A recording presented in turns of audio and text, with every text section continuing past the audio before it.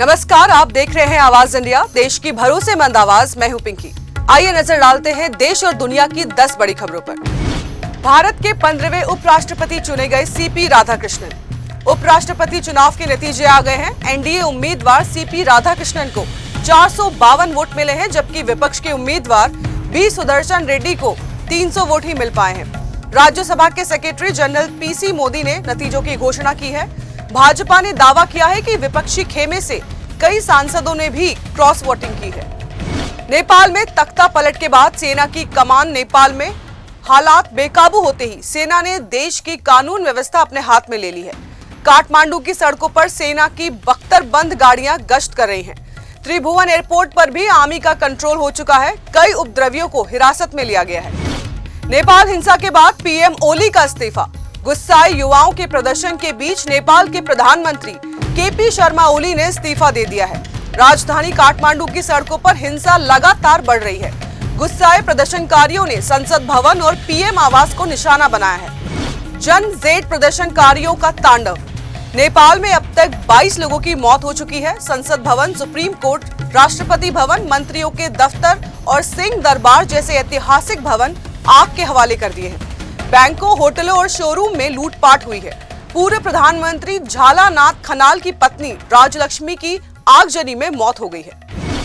नेपाल हिंसा में पूर्व पीएम की पत्नी की मौत। पूर्व प्रधानमंत्री झालानाथ खनाल के घर को प्रदर्शनकारियों ने आग के हवाले कर दिया है। आगजनी में उनकी पत्नी गंभीर रूप से झुलस गई और अस्पताल में उनकी मौत हो गई। संसद भवन में घुसे प्रदर्शनकारियों ने सुरक्षा बलों के हथियार भी लूट लिए। नेपाल के हालातों पर पीएम मोदी की चिंता। प्रधानमंत्री नरेंद्र मोदी ने नेपाल में हिंसा को दुखद बताते हुए लोगों से शांति की अपील की है। भारत ने बिहार, पश्चिम बंगाल और उत्तर प्रदेश की सीमा पर निगरानी बढ़ा दी है। बिहार से नेपाल जाने पर रोक लगा दी गई है और नेपाल से आने वाली गाड़ियों की सघन जांच की जा रही है। डोनाल्ड ट्रंप का बयान।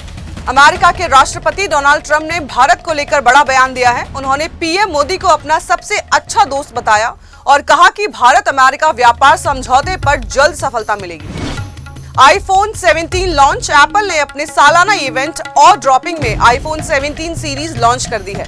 इस बार सबसे बड़ा अपग्रेड सेल्फी कैमरे में देखने को मिलेगा। नए डिजाइन और हार्डवेयर इनोवेशन के साथ 3 मॉडल्स आईफोन 17, आईफोन 17 प्रो और आईफोन 17 प्रो मैक्स मार्केट में उतारे गए हैं। एशिया कप 2025 भारत बनाम यूएई।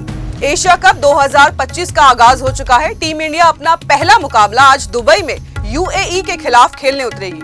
भारत इस टूर्नामेंट की सबसे बड़ी दावेदार माना जा रहा है।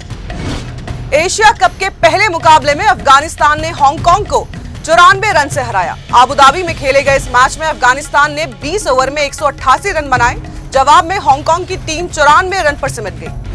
तो देश और दुनिया की बड़ी खबरों में फिलहाल के लिए इतना ही। जुड़े रहिए आवाज इंडिया के साथ, जल्द होगी मुलाकात। तब तक के लिए नमस्कार।